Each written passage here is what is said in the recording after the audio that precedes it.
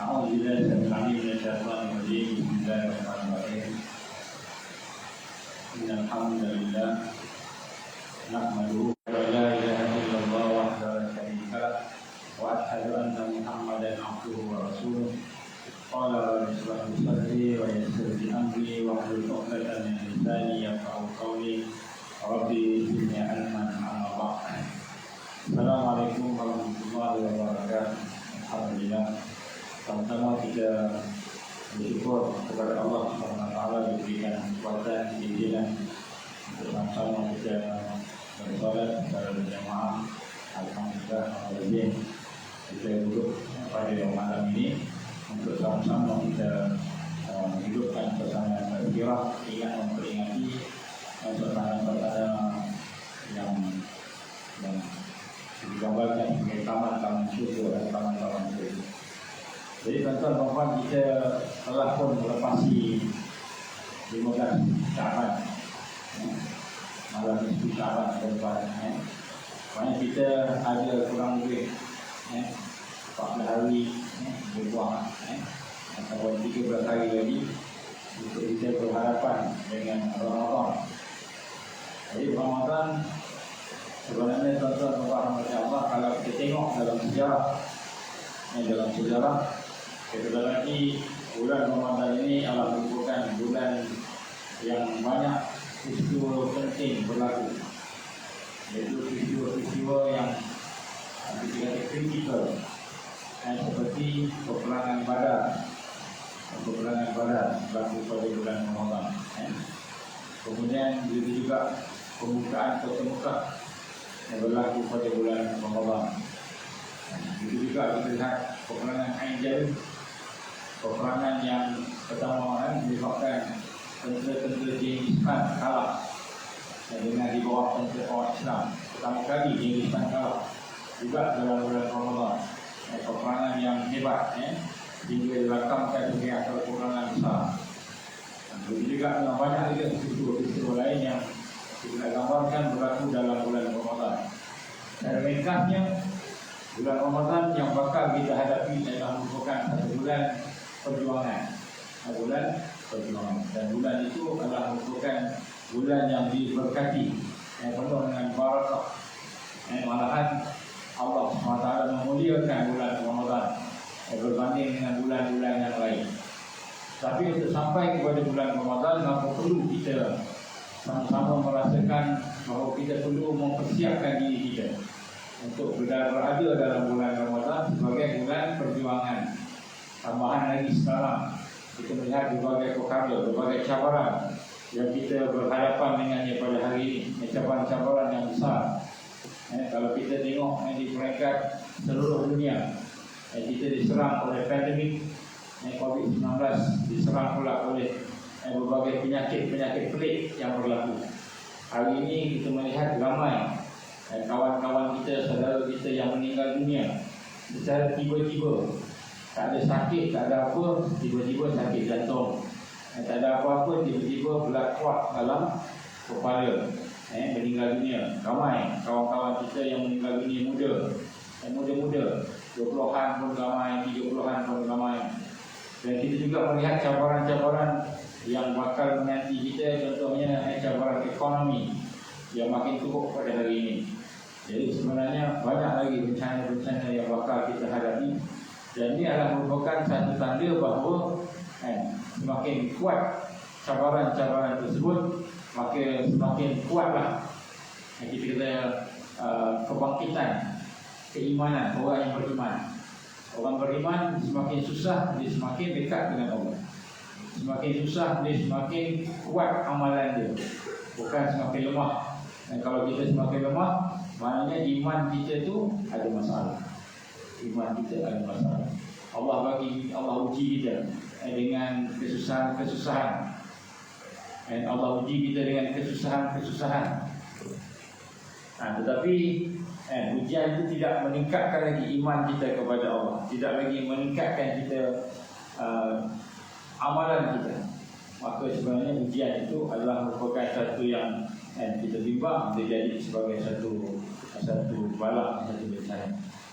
Tambahan lagi sekarang ini Kalau di parlimen kita mendengar pula kan perbahasan-perbahasan yang agak menarik perhatian ramai NGO mereka yang prihatin. Contohnya perbahasan berkenaan dengan Akta 342. Pindaan Akta 342 iaitu akta di mana kita lihat Akta Pencegahan dan Kawalan Penyakit 1988 yang akan dipindah pada tahun 2021, sepatutnya yang lepas oleh kerana banjir dan sebagainya ditangguh dan sekarang sedang berbahas.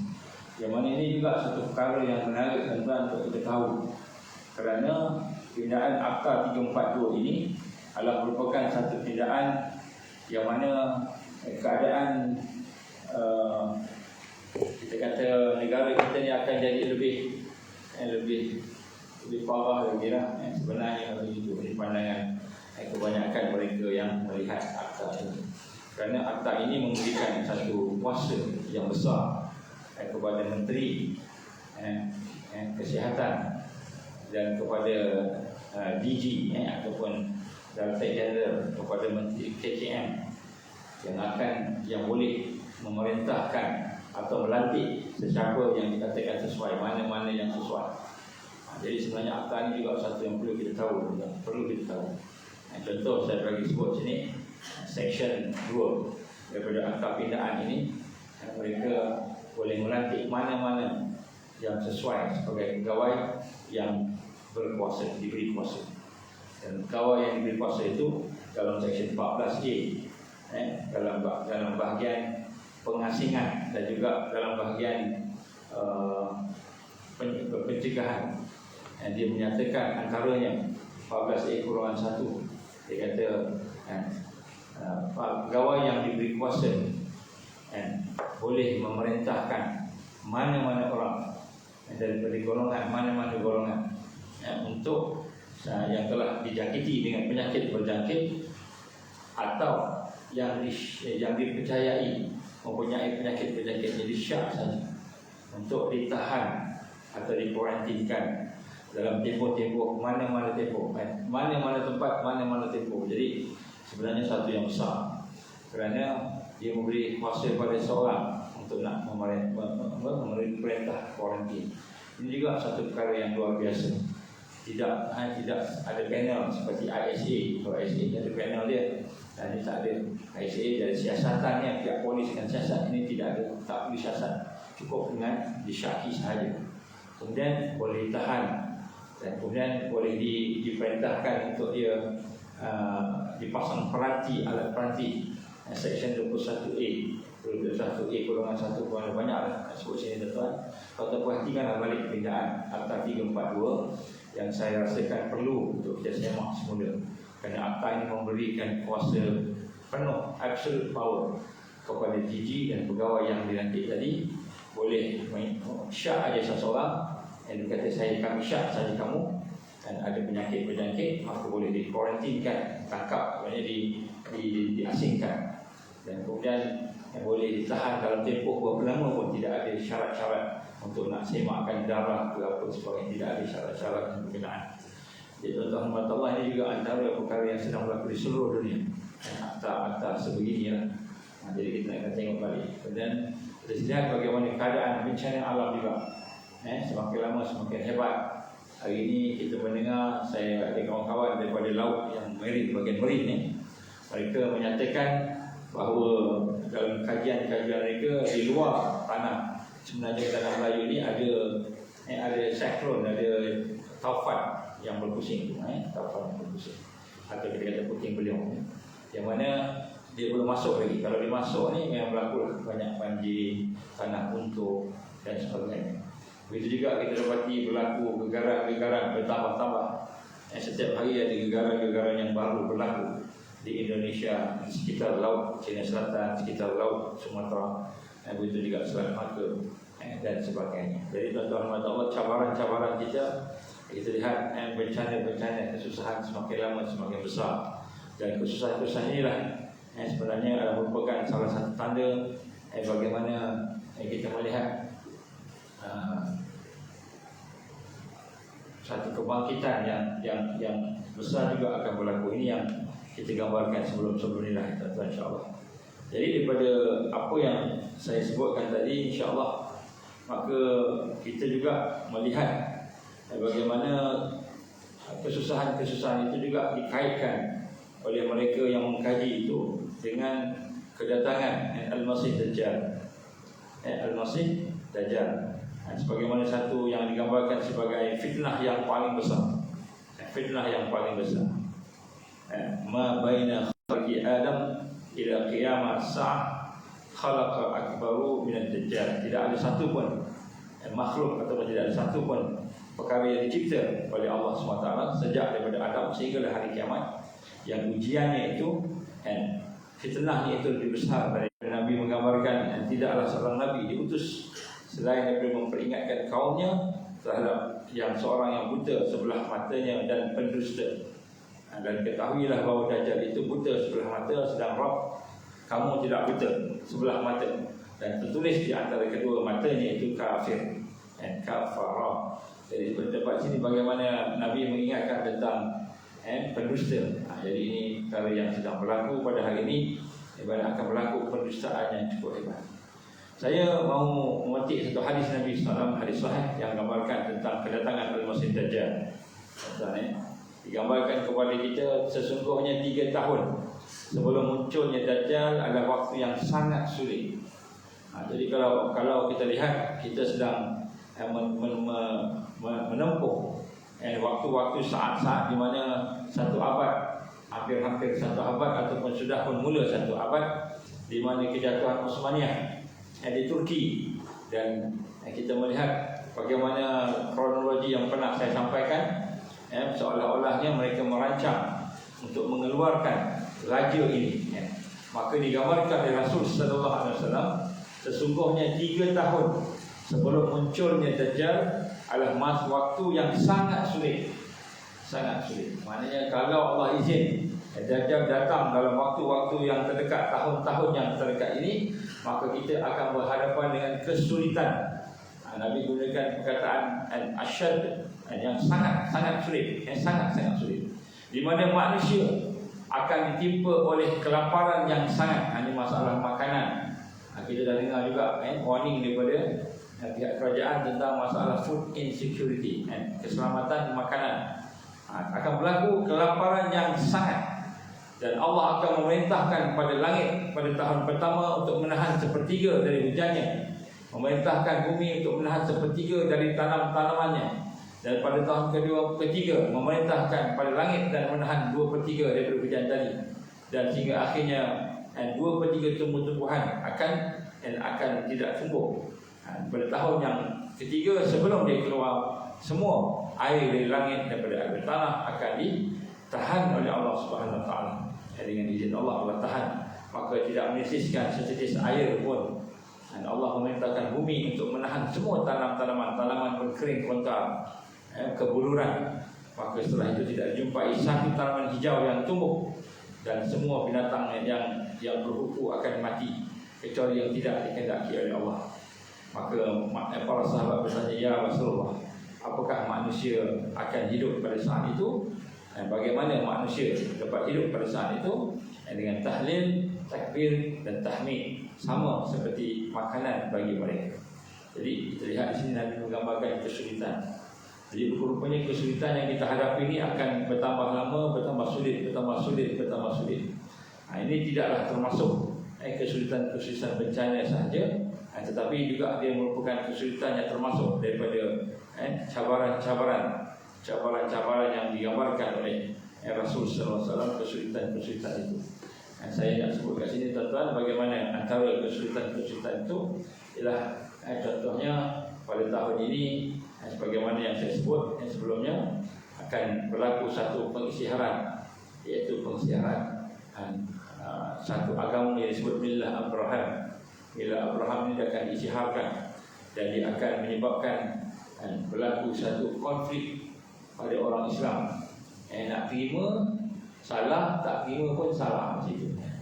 Kalau tak terima, kita melanggar apa yang digambarkan oleh Allah dalam Quran, di mana Allah melaknat dan mengkafirkan mereka.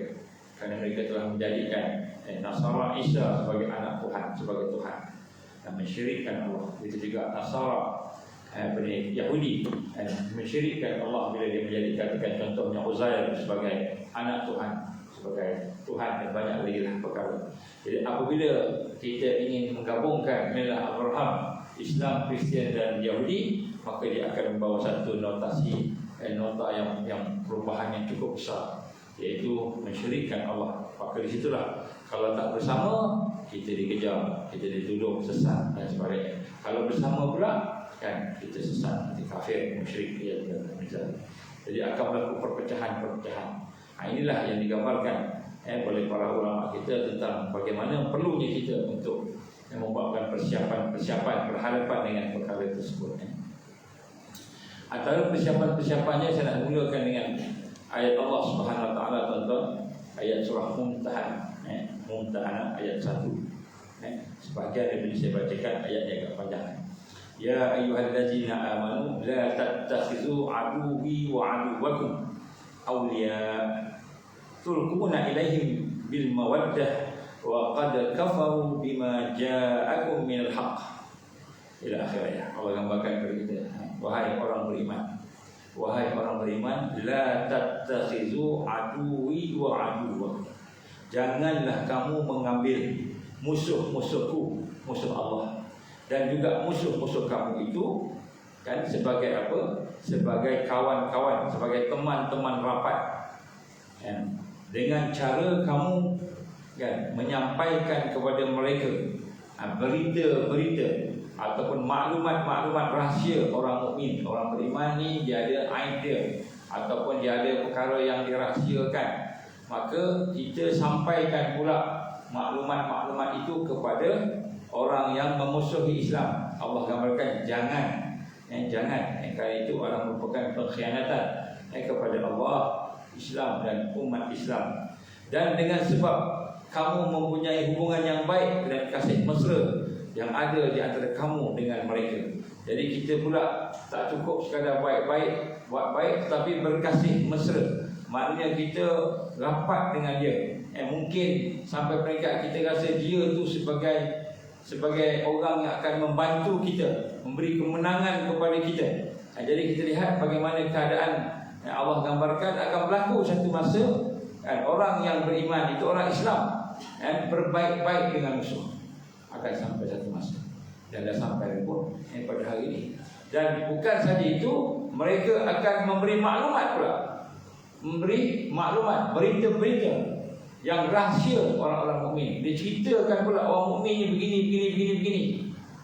Ini Allah sebut dalam surah Mumtahanah. Jadi kita lihat di sini, kerana baik dan kasih mesranya antara kamu dengan mereka, sedangkan mereka telah kufur, engkar terhadap kebenaran Islam yang sampai kepada kamu. Jadi Allah gambarkan sedangkan mereka ni kufur, mereka ni engkar, mereka ni musuh Islam, tapi kamu bantu mereka, tolong nak menghancurkan umat Islam, nak menghancurkan orang beriman. Kemudian mereka pula telah menghalau, mereka dulu sebelum ni telah menghalau, mengeluarkan Rasulullah sallallahu alaihi wasallam dan juga mengeluarkan kamu dari tanah suci pada zaman sebelum ini. Jadi maknanya mereka adalah rentetan daripada iblis, daripada syaitan, al-masih dajjal tenteranya. Daripada dulu lagi mereka dah keluarkan Rasulullah sallallahu alaihi wasallam, menghalau Rasulullah, menangkap dan nak membunuh Rasulullah sallallahu alaihi wasallam. Disebabkan kamu beriman kepada Allah Subhanahu wa taala, maka janganlah kamu berbuat demikian. Jangan kita tolong pula orang-orang musuh Islam tadi. Jika betul kamu keluar untuk berjuang perjalananku dan untuk mencari keredaanku, maknanya kalau kita berjuang, tuan Allah gunakan perkataan perjuangan di sini, iaitu tidak mengadakan sebarang hubungan kasih mesra dengan mereka secara rahsia. Ini saya sampaikan tuan-tuan, pada hari ini ramai di kalangan orang Islam tak sedar. Kita ingat Islam ni cukup dengan sembahyang, puasa, cukup dengan kita baca Quran, pergi haji, umrah, cukup Islam dah. Rupanya Islam ini kan, kita perlu juga memelihara sahabat kita, umat tadi.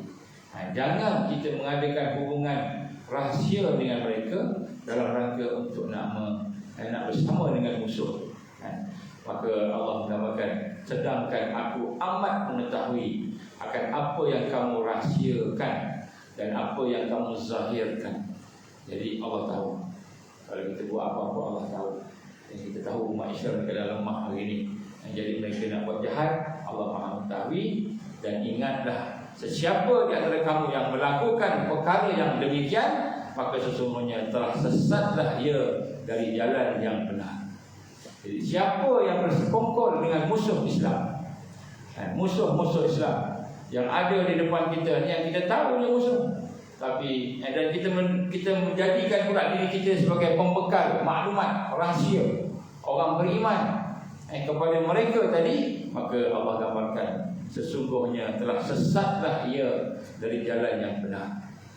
Jadi ini susah tuan nak sebut. Jadi kenapa kita perlukan kepada itu? Dalam ayat seterusnya Allah gambarkan, in yasqafukum yakunu lakum a'da'a wa yabsutu ilaikum aydiyahum wa alsinatahum bisu' wa waddu law takfurun. Ini Allah sebut tuan-tuan, bagi mereka nak sebut sini akan ada di kalangan orang Islam, orang beriman dan itu yang imannya telah kacau, maka dia akan menjadi pemberi maklumat, dia akan menjadi pemberi rahsia orang beriman kepada musuh, kerana dia rapat dengan musuh. Mungkin dia bekerja dengan musuh, mungkin musuh bagi dia jawatan, mungkin musuh bagi dia duit ataupun wang ringgit ataupun pangkat. Dia bersama-sama dengan grup-grup society, Freemason contohnya, Illuminati dan sebagainya lah. Banyak lagi sebut. Allah kata, sekiranya mereka berkuasa, mereka menang, mereka mempunyai kuasa. Jika mereka berkuasa nanti, kan, in yasqafukum yakunu lakum a'daan wa yabsutu ilaikum aydiyahum wa alsinatihim bisu'. Jika mereka berkuasa, menguasai Islam ini dikuasai, umat Islam ditangkap dan sebagainya, nescaya mereka menjadi musuh yang membahayakan kepada kamu. Bagi semua orang Islam ni, orang Islam, orang beriman ni, musuhnya akan membahayakan diri mereka. Kita ingat, kita tolong dia, kita bagi maklumat kat dia, dan kita ceritakan dia tentang rahsia-rahsia orang beriman. Kita ingat kita selamat, kita ingat kita akan jadi geng dia. Bila dia menang besok, dapat habuan, dapat pangkat yang tinggi, dapat wang ringgit yang banyak, dapat pengaruh, dapat sesuatu yang hajat dia. Tetapi Allah gambarkan, sekiranya mereka menguasai kamu ataupun menangkap kamu, nescaya mereka akan bertindak sebagai musuh. Dia akan menjadi musuh. Menjadi musuh. Kenapa? Kerana dia beriman. Orang tu beriman, orang tu Islam. Melainkan kalau dia tak beriman, dia tak Islam, dia dah munafik, maka itu dah lain dah. Maknanya dia tak dapat Allah dah dalam hidup dia, sesat. Dan mereka akan membebaskan tangan mereka, maka mereka akan menggunakan tangan mereka, kuasa mereka dan lidah mereka, kita tuduhan-tuduhan, celahan-celahan terhadap kamu dengan kejahatan. Mereka akan buat jahat. Jadi tuan-tuan, pada malam ni kita nak kena rasa, kalau kita duduk dalam suasana yang ada pada hari ini, di mana Dajjal akan menguasai, Dajjal akan keluar, tak tahulah bila Dajjal keluar kan. Tapi nak sebut sini, bila seseorang itu bersama dengan musuh-musuh Allah, musuh-musuh Islam tadi, maka mereka sebenarnya akan mencantas orang beriman tadi. Walaupun nampak macam kawan, walaupun nampak macam bersama, menolong mereka. Ini Allah sebut dalam Quran, bukan kita sebut, manusia sebut, Allah sebut. Mereka akan membebaskan tangan mereka dan lidah mereka terhadap kamu dengan kejahatan. Dia akan guna tangan dia akan guna lidah dia untuk buat jahat kepada orang beriman tadi. Serta mereka suka kalau kamu menjadi kafir ataupun kamu kafir. Sebab itu Allah gambarkan, siapa yang bersekongkol dengan musuh-musuh Islam tadi, maka dia adalah merupakan orang-orang yang akan sesat di atas jalan ini. Jadi sebab itu tuan-tuan, kita dapati hari ini kita berada dalam cabaran begitu. Jadi kita akan sebab keputusan. Apa keputusannya? Sama ada kita bersama Islam, iman, perjuangan Islam dan iman tadi, atau kita bersama dengan musuh-musuh tadi. Azan dulu ya.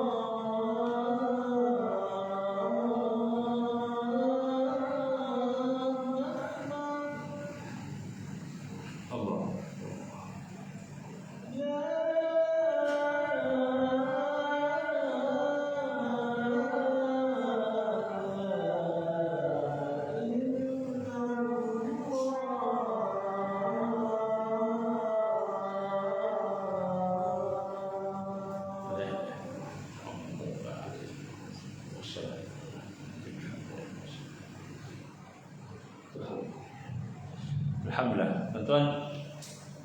Jadi kalimah seperti ini, kita akan ada satu waktu, satu masa apabila dah dekat dengan kebangkitan tadi, kita kena buat keputusan. Apa keputusannya? Allah gambarkan di hadapan kamu ada dua jalan. Wa hadainahun najdain. Di hadapan kamu ada dua jalan, al-Islam wa ghairul Islam. Islam dan bukan Islam. Islam dan jahiliyah yang bercampur-campur dengan Islam. Jadi Islam ni yang pure, yang Quran, hadis, sunnah yang pure, yang betul, asli. Yang lain ghairul Islam, termasuk juga yang agama lain tu, termasuk juga yang campur-campur dengan Islam. Yang campur-campur pun tak kira Islam juga. Jangan kita toleransi dengan akidah, dengan Al-Quran, kita campur-campur. Allah gambarkan dalam surah Al-Baqarah, wala talbisul haqqa bil batil. Jangan kamu campurkan yang hak dan batil. Kita ada air yang bersih, tiba-tiba kita campurkan najis dalam dia. Jadi kotor, jadi najis.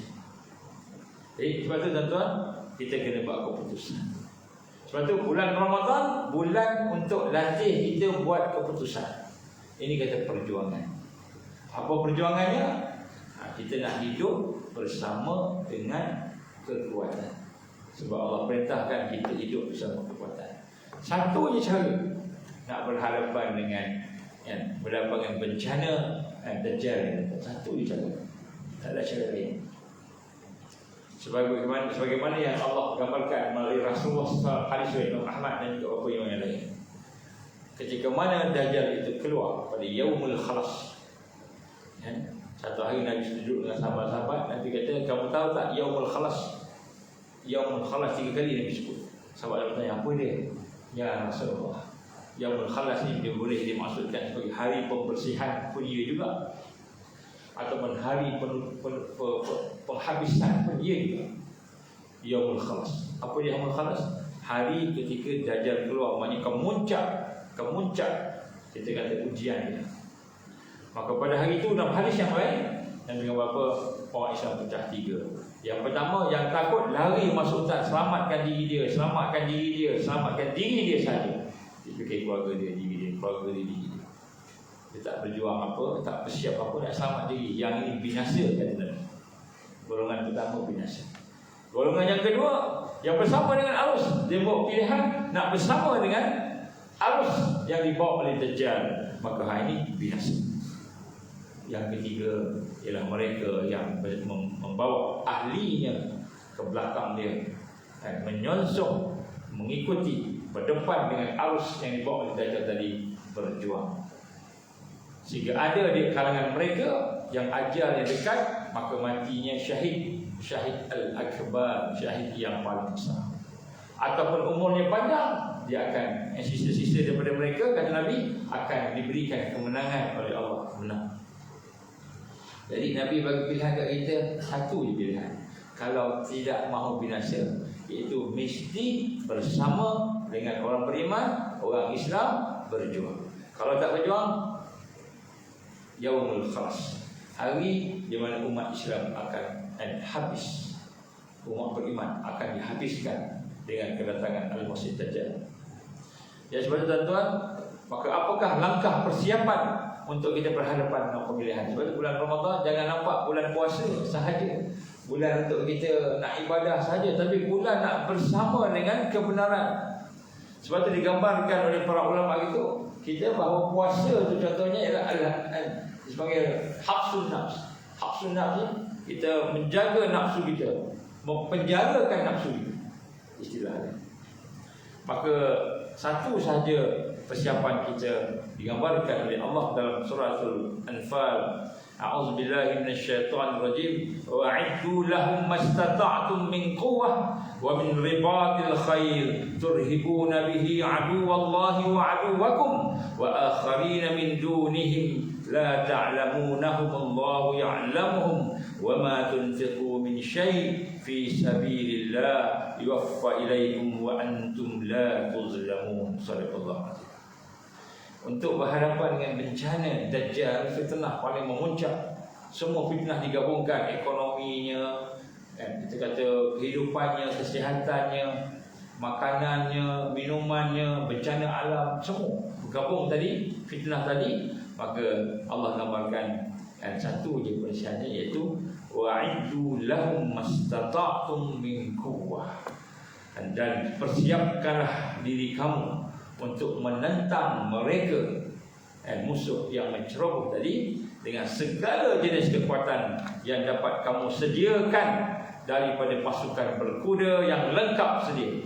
Pasukan kuda ini yang boleh bergerak untuk menggerunkan dengan persediaan itu musuh Allah dan musuh kamu serta musuh-musuh yang lain dari mereka yang kamu tidak ketahui. Ada musuh lain yang tak nampak, contohnya orang munafik. Sekarang dia guna sihir. Sihir banyak sekarang tu. Kita baca hari ini banyak sihir digunakan. Saya tengok satu viral video tu, seorang yang telah dikena sihir, orang putih. Dia ceritakan tentang apa yang berlaku pada dia. Sihir orang putih. Saya sebut kat sini. Maka musuh-musuh yang kamu nampak dan yang tidak kamu nampak, yang tidak kamu ketahui, sedangkan Allah Maha mengetahui. Dan apa sahaja yang kamu belanjakan pada jalan Allah akan disempurnakan balasannya kepada kamu dan kamu tidak akan dianiaya. Ya tuan-tuan, kita masuk bulan Ramadan tahun ini, kita nak kena masuk dengan jiwa sebagai seorang yang mahu mempersiapkan diri dia berjuang. Apakah berjuang itu? Berjuang itu nombor satu, kalahkan nafsu dia dulu.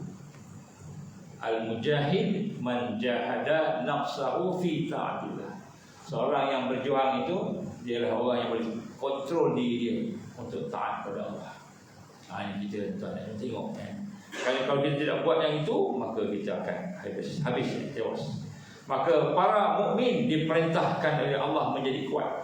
Allah perintahkan kita jadi kuat, jangan lemah, dan mengumpulkan segala punca kekuatan agar mereka digeruni di bumi ini, disegani di bumi ini, dan supaya mereka ini boleh mempersiapkan kekuatan mereka dengan maksimal dan tidak lari dan tidak cuai dari tanggungjawab tersebut. Ya, sebab itu tuan-tuan, perkara yang pertama sekali yang kita nak faham, kita bulan Syaban ni nak masuk bulan Ramadan, nombor satu, apa sahaja yang kita buat hari ini mestilah untuk membina kekuatan.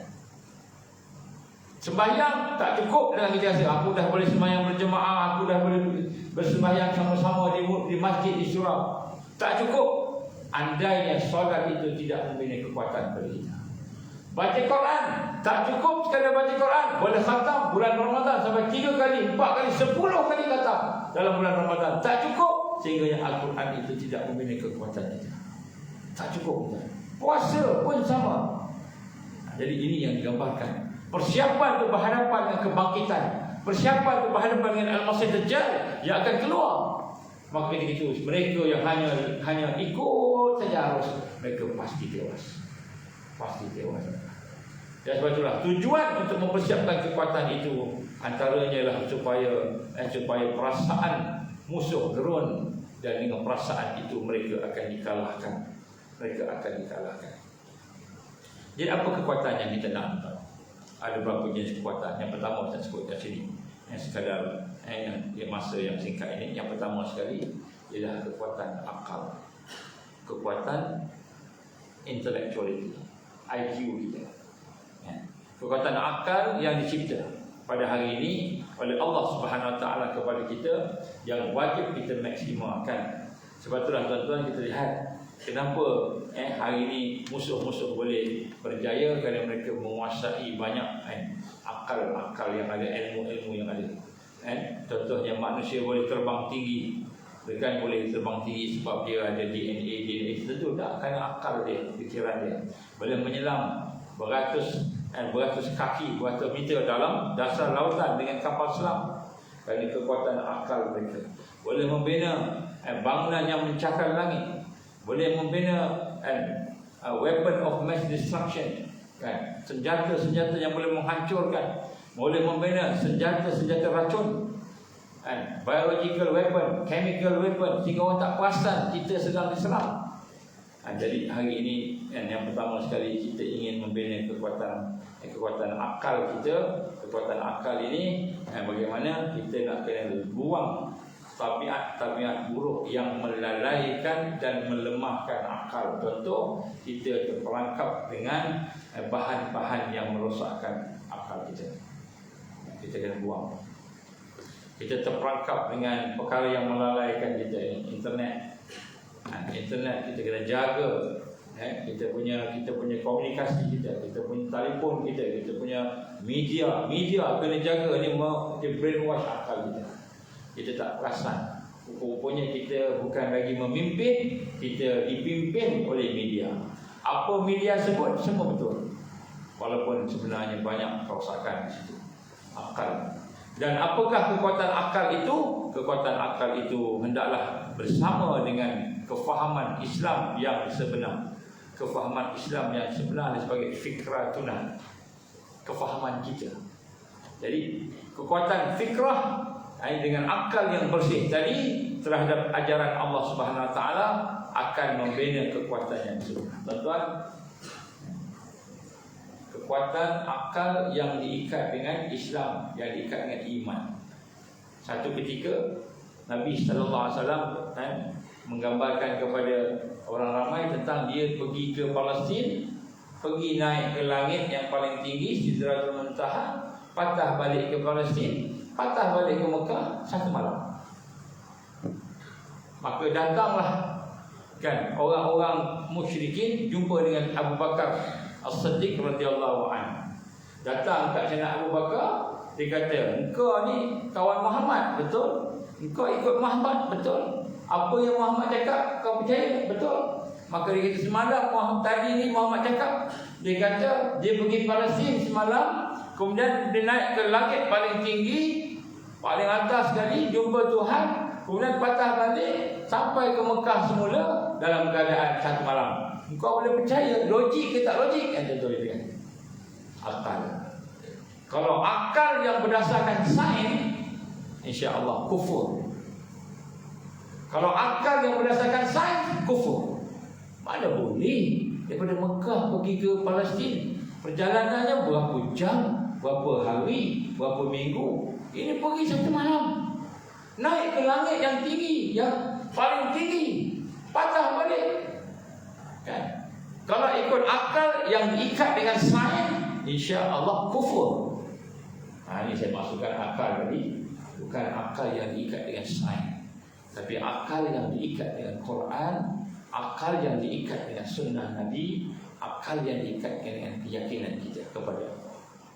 Maka Sayyidina Abu Bakar As-Siddiq radhiyallahu anhu, betul ke Muhammad cakap tu? Dia kata, betul ke Muhammad yang cakap? Maka dia kata, betul Muhammad cakap.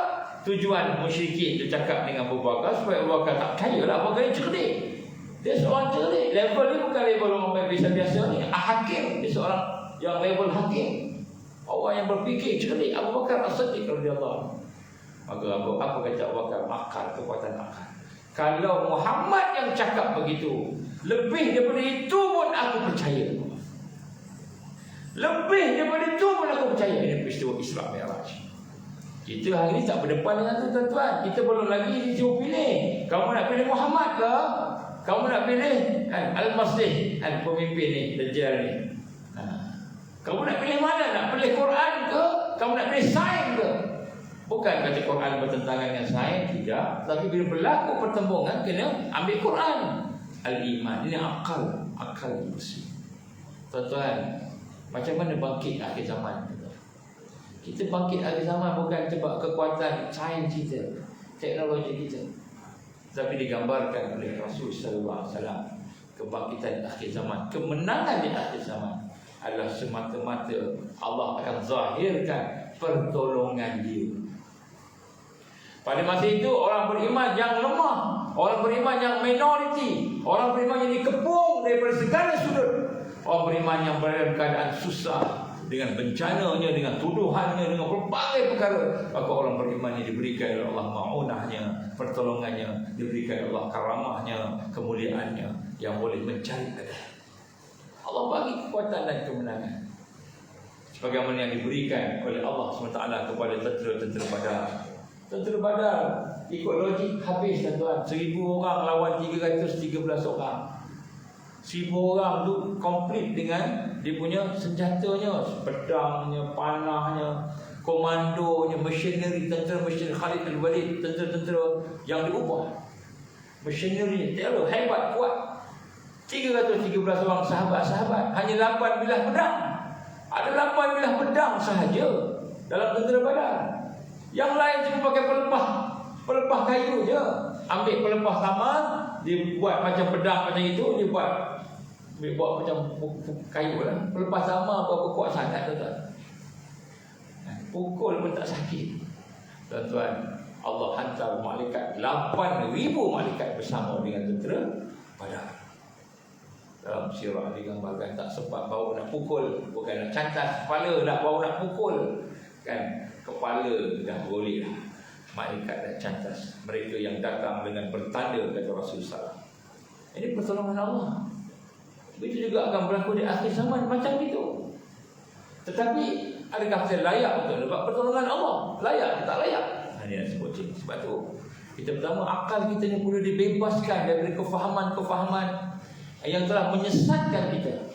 Tambahan lagi pada hari ini, kita diuji dengan media yang cukup menyentak iman kita. Maka yang pertama, kekuatan akal bersama dengan kekuatan fikrah, kefahaman Islam. Apa kefahaman Islam? Kefahaman Islam ni adalah satu yang diikat dengan Al-Quran. Jadi kita masukkan fikrah ni apa tuan-tuan? Dekat situ ada ideologi, ada keyakinan kita, pegangan kita. Di situ ada pemikiran kita, kita berfikir berlandaskan kepada syarak Quran. Di situ ada kefahaman kita, dan di situ ada syuur, perasaan kita. Itu maksud fikrah. Jadi kalau saya tanya dengan tuan-tuan, apa fikrah kita? Fikrah kita ialah sesuatu yang kita faham dari pegangan ideologi, yang kita yakin, dan kemudian sesuatu yang kita berfikir dengannya. Kita gunakan landasan Quran, berfikir dengan landasan Quran, landasan sunnah. Kemudian kita faham dan kita merasai dalam hati kita apa yang kita faham tadi, baru kita boleh laksanakan. Jadi tuan-tuan, sebab itu saya sebut sini, rupa-rupanya orang Islam hari ini fikrahnya rupa-rupanya bukan fikrah Islam, tetapi fikrah yang bercampur aduk. Kita boleh menangis tengok cerita Hindustan, kita boleh gelak seronok tengok Maharaja Lawak. Padahal Hindustan tak pernah mengajak manusia untuk mengingati dosanya, mengingati akhirat neraka yang sedang menanti. Tak pernah. Hindustan tak pernah bawa kita fikir tentang neraka Allah, fikir tentang ancaman murka Allah. Tak pernah. Tak pernah bawa kita, Hindustan bawa kita berfikir tentang dosa kita, keaiban kita yang patut kita bertaubat, menyesal, menangis. Tak pernah. Tapi kita menangis tengok cerita Hindustan. Bila tengok Maharaja Lawak, kita rasa seronok, tenang. Sedangkan Maharaja Lawak tak pernah mengajak kita untuk beriman dengan Allah, mengenal Allah, meyakini Allah, sehingga timbul perasaan tenang bersama Allah Subhanahu Wa Taala. Tak pernah Maharaja Lawak, tapi hati orang beriman, hati mereka rasa seronok tengok Maharaja Lawak. Contoh tuan-tuan, maknanya fikrah kita bukan fikrah Islam. Agama mungkin, tetapi fikrah bukan. Ini akal kita belum bersedia untuk berhadapan dengan Al-Masih Dajjal. Datang Dajjal, mereka yang tidak punya fikrah tadi, mereka akan dihanyutkan dengan tipu daya, dengan segala dia punya ancaman-ancaman. Kita takut dengan ancaman Dajjal, takut dengan perkara-perkara yang dibawa, yang menyebabkan kita rasa seronok, terancam, sampai peringkat kita meninggalkan Islam. Jadi fikrah ni tuan-tuan, dia meliputi ideologi, pegangan kita, yakin kita. Abu Bakar As-Siddiq radhiyallahu anhu bukan saja dia yakin dengan Nabi sallallahu alaihi wasallam, sampai peringkat dia bertindak membantu menyokong Rasul sallallahu alaihi wasallam, mendukung Nabi. Peristiwa hijrah, dari peristiwa Isra Mi'raj. Peristiwa Isra Mi'raj, bila dia kata kepada Abu Bakar, ya Abu Bakar, ada seorang laki-laki cakap begini, kau percaya tak? Ini semua tak logik, mana boleh, gila. Maka tiba-tiba kau kata, kau percayakah ini yang disebut oleh Muhammad sebut begini. Peristiwa Isra Mi'raj, tiba-tiba Abu Bakar kata, kalau Muhammad lah yang sebut, lebih daripada ni pun aku percaya, kata Abu Bakar As-Siddiq radhiyallahu anhu. Ini bukan keyakinan sahaja. Sampai mereka pada malam hijrah, Nabi menggambarkan kepada Abu Bakar, pergi ke rumah Bakar, assalamualaikum ya Abu Bakar, cakap dengan Abu Bakar, Allah dah perintahkan kita bergerak sekarang. Abu Bakar tanpa persiapan yang betul-betul, kata apa, serai sepinggang ikut Nabi bersama. Sedangkan dia tahu seluruh musyrikin sedang Menyerang dia, nak membunuh Nabi. Semua tengah kepung nak bunuh Nabi, dia tahu. Tapi bila Nabi ajak keluar, maknanya dia sanggup membahayakan diri dia, sanggup membahayakan diri dia untuk bersama Nabi hijrah berdua masuk dalam gua. Disengat pula dengan ular, disengat dengan binatang hingga menangis dia. Tuan-tuan Allah, ini fikrah ni dia bukan ilmu semata-mata. Hari ini kita ada ilmu tapi kita tidak ada perasaan, tidak ada syuur disebut perasaan. Ini akal, ini kekuatan akal yang hidup bersama iman. Ini persiapan kita untuk berhadapan dengan Al-Masih Dajjal.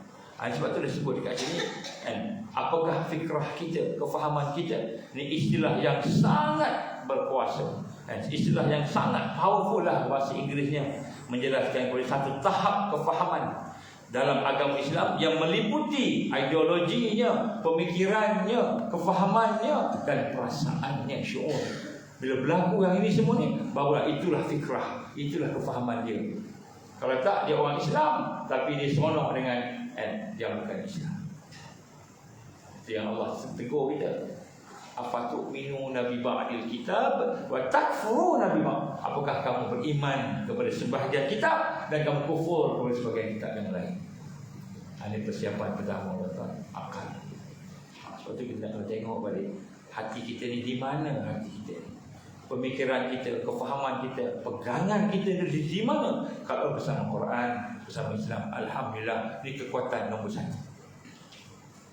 Ada lagi kekuatan lain insya-Allah. Next time boleh. Saya bersembilan. Jadi insya-Allah kalau ada kesempatan kita akan sambung. Nombor 1 akal. Sebab itu kita kena bersihkan perkara-perkara yang melemahkan akal kita. Kita kena jaga, buang. Jangan sampai akal kita tidak boleh bersama dengan Al-Quran. Yang masa mana berlaku pada hari ini, dia belajar sampai PhD, kuat, terror, hebat ilmunya, sainsnya. Tetapi bila berlaku pertentangan antara sains dengan Al-Quran, sains dengan hadis, dia ambil sains, dia tinggalkan Quran, dia tinggalkan hadis. Maka yang itu tidak ada fikrah Islam, tidak ada fikrah, tidak ada kefahaman. Sebab dia hanya mengambil apa yang dia tahu daripada arus masa. Walaupun dia seorang PhD, doktor yang hebat dalam bidang dia, tetapi bila berlaku pertentangan antara sains dengan Quran, dia mengambil sains, dia tinggalkan Quran.